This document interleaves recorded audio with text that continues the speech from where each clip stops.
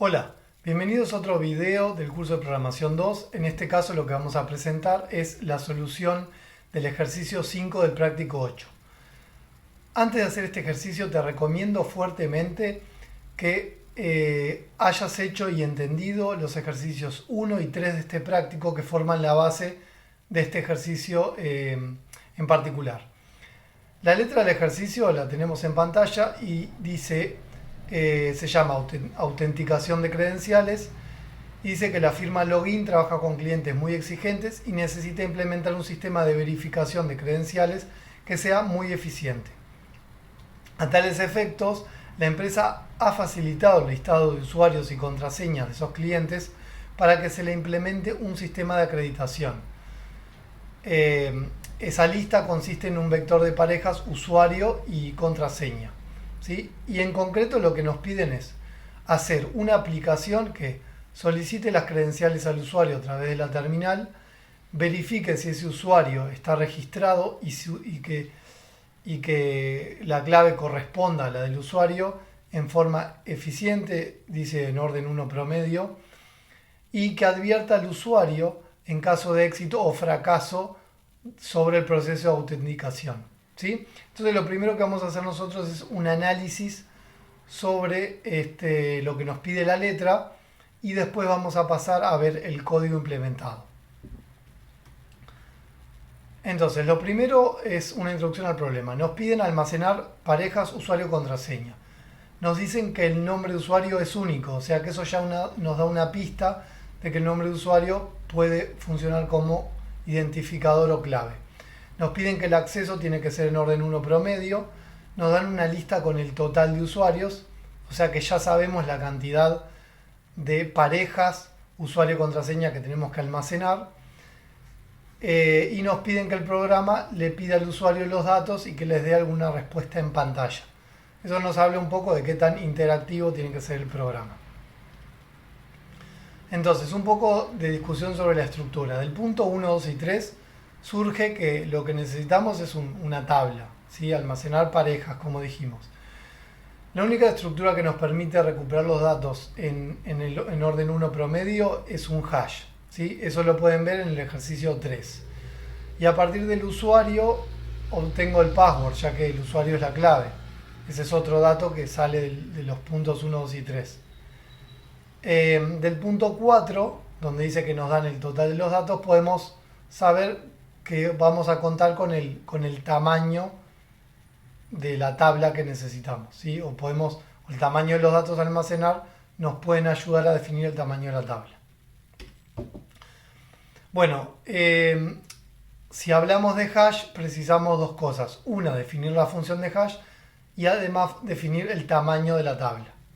En cuanto a la función, nos vamos a centrar un poco en el dominio para poder pensar cómo llevamos el dominio al número de casillero donde va a caer sí, esa clave. Entonces, nombre de usuario, ejemplos pueden ser Programación 2020, Alex Honnold, Sharma 1981 o cualquier nombre de usuario que se pueda armar, digamos. En principio no nos dicen la cantidad de letras que tienen los usuarios, pero por ahora hacemos genérico. Y lo que necesitamos es una función que vaya de los alfanuméricos a los enteros. Alfanuméricos porque son las posibilidades que tenemos en un nombre de usuario, y los enteros porque necesitamos saber a qué casillero de la tabla corresponde ese nombre de usuario, una vez que le apliqué la función. Algunas soluciones para transformar los alfanuméricos en valores enteros son, por ejemplo, sumar el valor ASCII de cada carácter.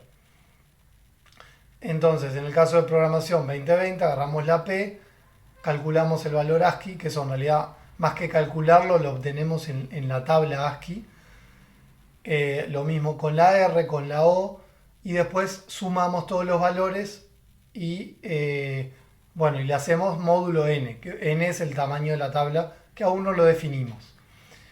Otra forma sería multiplicar los caracteres ASCII. Eso también es útil Esas cosas se hablaron en el ejercicio 3 y después podemos usar otro tipo de funciones. Existen funciones como la DJB2, que es una función que, bueno, tiene cierto reconocimiento, digamos, y es la que vamos a probar en este ejercicio.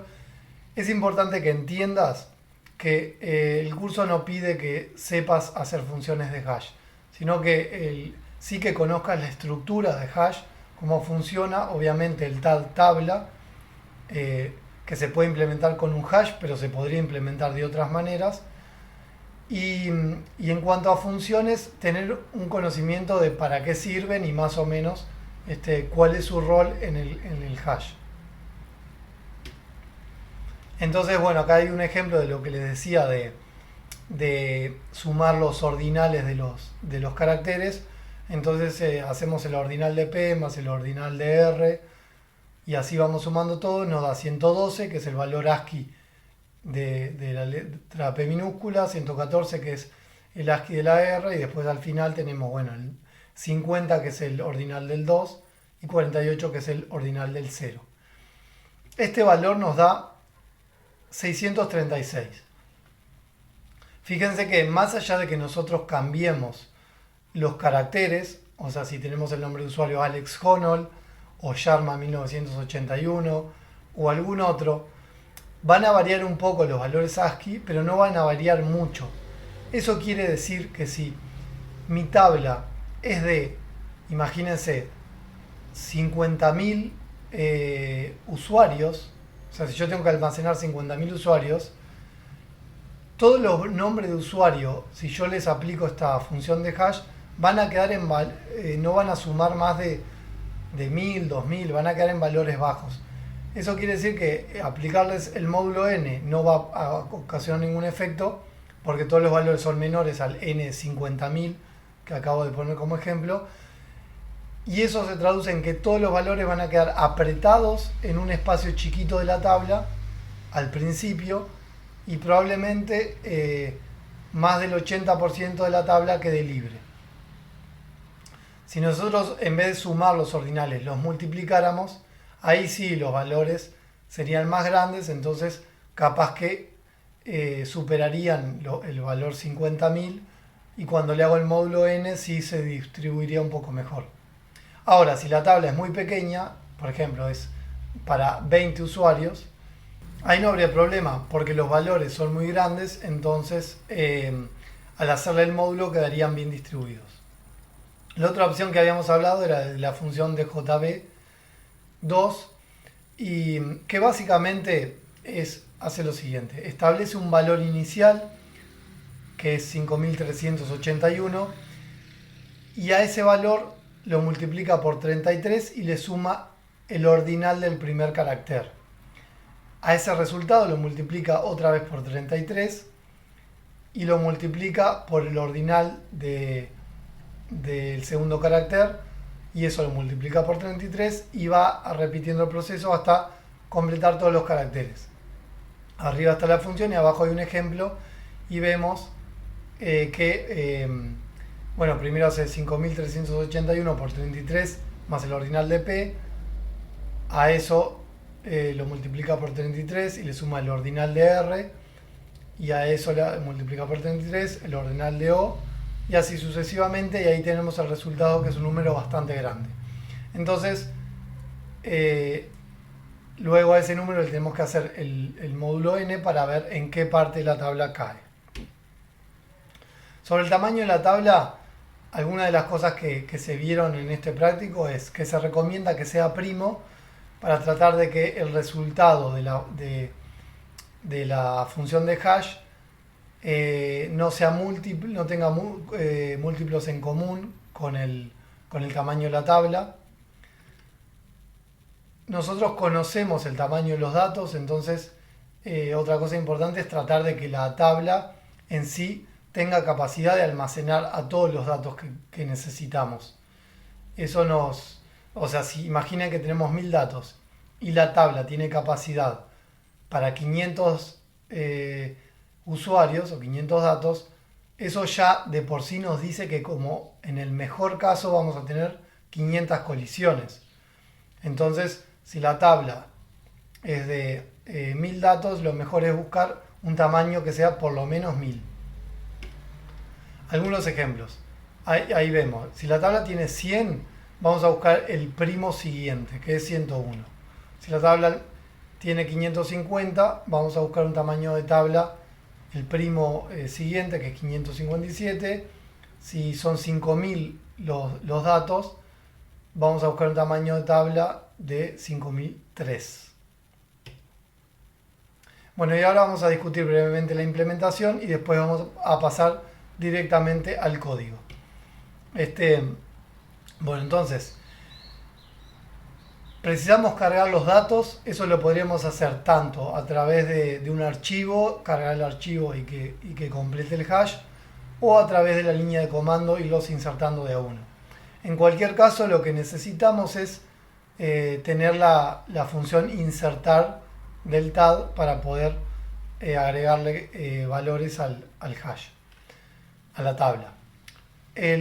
Lo otro que tenemos que hacer es verificar que el usuario está registrado y que la contraseña corresponde al usuario. Entonces, para eso precisamos la función está definida, que nos va a decir si el usuario está registrado en el sistema, y precisamos recuperar en realidad la pareja usuario-clave para ver si la clave que tenemos almacenada consiste con la que ingresó el usuario. O sea que las funciones está definida y recuperar también las precisamos. Y después precisamos devolver un mensaje de éxito o fracaso. O sea que en definitiva con las funciones insertar, está definida y recuperar tendríamos completa la implementación. Yo agregué algunas funciones auxiliares como imprimir, que me permiten ver cómo está la tabla a medida que inserto valores, y la función de borrar, porque cuando cierro el sistema libero toda la memoria. Pero eso depende de la aplicación. En este caso es una buena práctica hacerlo. Bueno, y ahora lo que vamos a hacer es pasar a ver el código. Bueno, acá lo que pueden ver es que definí un tamaño para los datos de 11. Podría haber puesto 200, 1000, pero cosa de que al poner pocos datos igual vea cómo va distribuyendo y cuándo se empieza a repetir los buckets. Después acá tenemos la definición del hash, o sea, un nodo que tiene el usuario del password, que son string, y un puntero al siguiente. Y después la tabla, que es un arreglo de punteros a nodo. Y después tenemos el tamaño de la tabla, que lo almacenamos también ahí.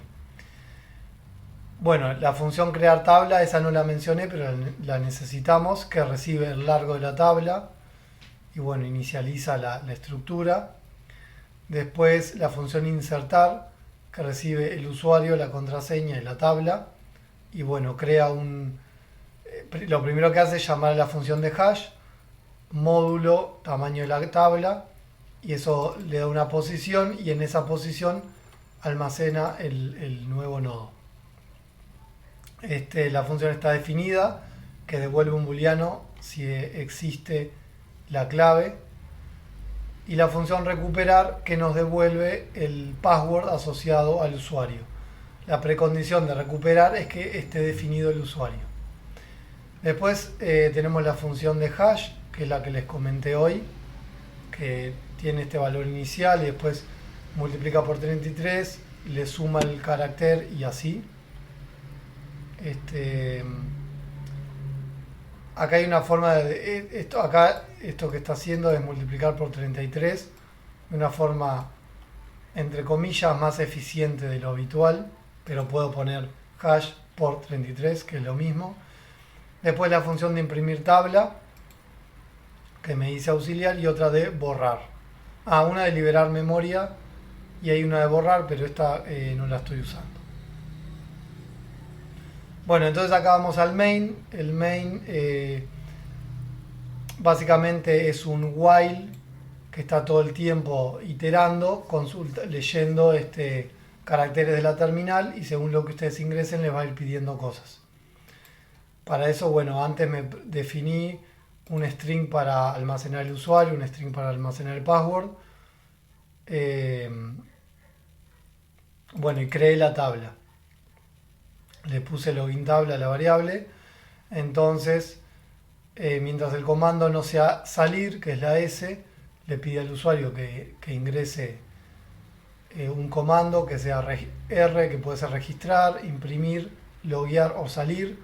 Si es registrar, le va a pedir el usuario y el password del usuario y lo va a agregar a la tabla con la función insertar.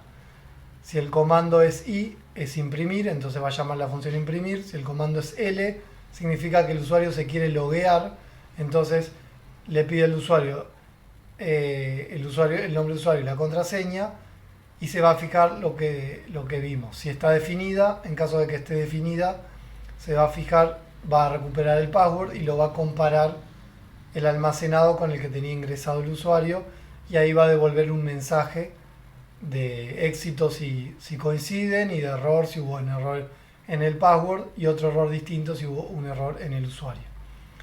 Y al final, si se sale, se libera la memoria. Bueno, entonces vamos a probar el código. Acá tengo una ventana,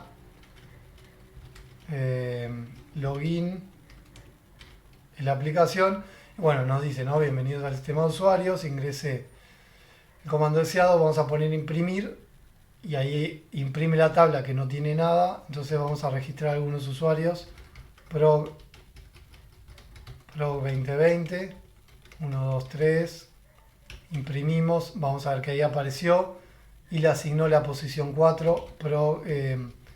Vamos a registrar otro usuario, Alex Honold, vamos a poner otra contraseña, imprimimos, vemos que acá ahora este cayó en la posición 8. Vamos a registrar otro usuario, Sharma 1981, 111, imprimimos, vemos que por ahora siguen cayendo en posiciones distintas. Me voy a poner a mí, Fede, digo, registrar, Fede 1, 2, 3, 4, imprimimos, caí en la posición 2. Bueno, y así podría seguir registrando hasta que en algún momento se van a empezar a repetir, pero lo primero que hemos visto es que por ahora se están distribuyendo bien.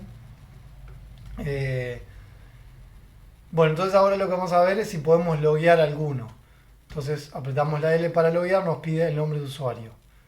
Vamos a poner primero un caso de éxito, Fede 1, 2, 3, 4, y nos dice usuario reconocido exitosamente. Ahora vamos a probar loguear con algún error. Vamos a poner Pro 2020, que el usuario está bien, pero el password en vez de ser 123 vamos a poner 111. Y nos dice error 1, password incorrecto. Vamos a intentar loguear de nuevo, Pro 2020.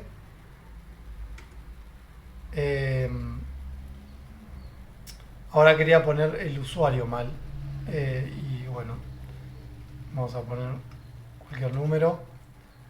Error, password incorrecto. Loguear. Vamos a poner el nombre de usuario Pro 20, que le falte un 0. El password 111. Y ahí dice error 0, nombre de usuario incorrecto. ¿Sí? Después con la S salimos y se limpia la memoria. Bueno, con esto termina el video. Hasta luego. Chau, chau.